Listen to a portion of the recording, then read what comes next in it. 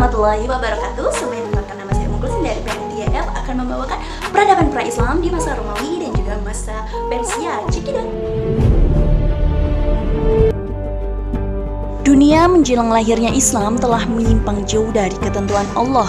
Pada masa pra-Islam terdapat dua kekuatan peradaban dunia, yaitu peradaban Romawi Timur dan peradaban Persia. Dua kerajaan yang menjadi tetangga Arab tempat lahirnya Islam. Dua kekuatan besar tersebut merupakan dua superpower dunia pada masa itu, sekaligus merupakan adik kuasa dunia.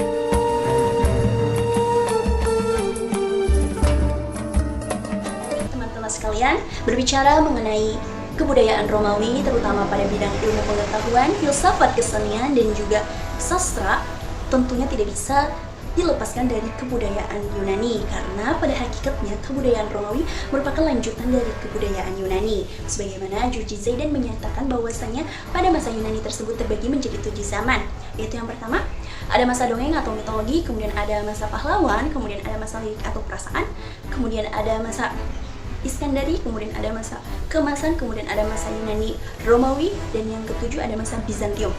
Yang mana di masa Bizantium ini merupakan pusat kegemilangannya dari Romawi Timur itu, dan juga merupakan pusat peradaban serta kebudayaan Yunani. Sehingga kita melihat bahwasannya pada pernyataan itu kebudayaan Romawi merupakan lanjutan dari kebudayaan Yunani. Nah, kemudian di wilayah kekuasaan kerajaan Romawi Timur ini pula ada bahasa yang berpengaruh pada saat itu, yaitu ada bahasa Grek, ada bahasa Latin, dan juga bahasa Suryani, yang mana bahasa-bahasa itulah yang digunakan untuk menulis kitab-kitab suci, kemudian menulis cerita-cerita, dan juga menulis undang-undang dan lain sebagainya. Kemudian kesusastraan dan juga kesenian pada Bizantium ini timbul kira-kira di abad ke-5 dalam kemaharajaan Romawi Timur. Kemudian pusat dari kemajuan kesenian ini yaitu pada saat di bawah pimpinannya Kaisar Yustianus I dan juga penerus-penerusnya, sehingga bisa meluas ke Italia Utara. Negeri-negeri di bawah kekuasaan kerajaan Romawi Timur ini rata-rata pada umumnya menganut agama Nasrani, yaitu pada saat itu pula terjadi perpecahan menjadi beberapa aliran, yaitu yang termasyhur ada aliran Yakibah, Nasatiro, dan juga aliran Vulkania, yang mana aliran Yakibah banyak dianut oleh orang-orang Mesir dan juga Habsyah. Kemudian yang kedua ada aliran Nasatiro, yang mana banyak dianut oleh orang-orang Irak, orang-orang Musil, orang-orang Persia. Kemudian yang ketiga ada aliran Vulkania, banyak dianut oleh orang-orang Afrika Utara, Spanyol, Syria, dan juga Sicilia. Nah, yang mana perbedaan di antara ketiganya ini pula terletak pada kepercayaan mereka terhadap Allah. Nah, kalau misalkan aliran Yakibah ini berpendapat bahwasannya Isa Al-Masih adalah Allah, dengan mereka berpengertian bahwasannya bersatunya Allah dan juga manusia dalam diri Al-Masih. Kemudian menurut Nasatiro dan juga Vulkania berpendapat bahwasannya pada Al-Masih ini terdapat dua tabiat, yaitu tabiat ketuhanan dan juga tabiat kemanusiaan. Perbedaan-perbedaan pandangan ini pun semakin seru karena letak perbedaan mereka adalah pada kepercayaan mereka terhadap Allah. Kemudian dilukiskan pada Al-Quran dari kepercayaan mereka ini, yaitu dalam surah Al-Maidah ayat 72 yang berbunyi A'udzubillahi minasyaitonirrajim. Bismillahirrahmanirrahim. Laqad kafara alladziina qalu innallaha huwal masiihul maryam. Wa qala al-masih ya bani Israil a'budullaha rabbi wa rabbakum. Innahu may yusyrik billahi faqad haramallahu 'alaihi al-jannata wa ma'wahu an-nar wa ma lidh-dhalimina min ansar.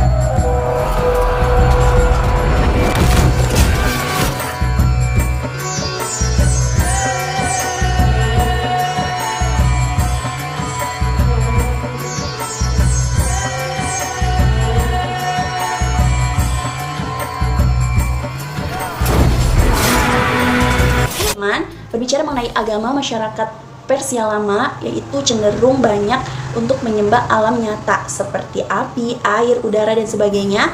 Dan mereka juga berpandangan bahwasanya alam baik merupakan Tuhan baik dan juga alam yang jahat merupakan Tuhan jahat. Kemudian mereka melihat bahwasanya Tuhan baik dan Tuhan jahat selalu bermusuhan.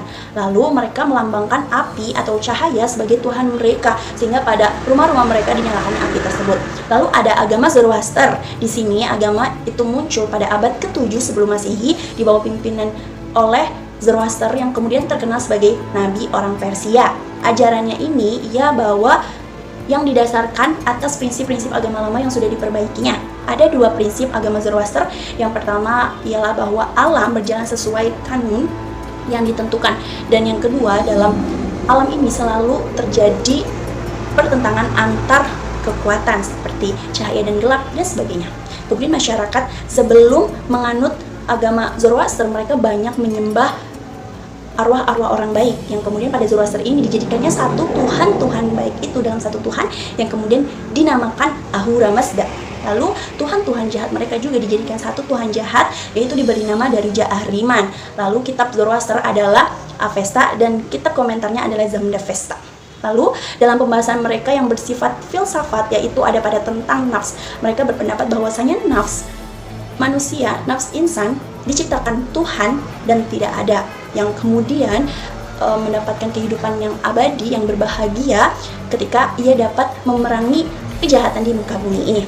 Lalu selanjutnya ada agama Almanwiyah, yang mana aliran ini begitu terkenal di Persia. Aliran Almanwiyah lahir pada tahun 215 Masehi di bawah pimpinan oleh Manu atau Mani. Nah, kemudian ajaran Almanwiyah merupakan percampuran antara ajaran Zoroaster dan juga agama Nasrani. Lalu selanjutnya ada agama Mazdak, yang mana pada sekitar 487 Masehi ada seorang ahli filsafat beraliran Almanwiyah membawa ajaran baru, yaitu tentang agama dua Tuhan, Tuhan gelap dan juga Tuhan cahaya. Nah, lalu dia juga yang membedakan dia dengan gurunya, yaitu pada ajaran Mazdak ini mirip dengan komunisme, melihat semua manusia itu dilahirkan sama sehingga hidup harus sama pula. Nah, persamaan yang terpenting adalah pada harta dan juga wanita. Oleh karena itu, harta dan wanita tidak boleh ada pemiliknya yang khas sehingga harus menjadi milik bersama.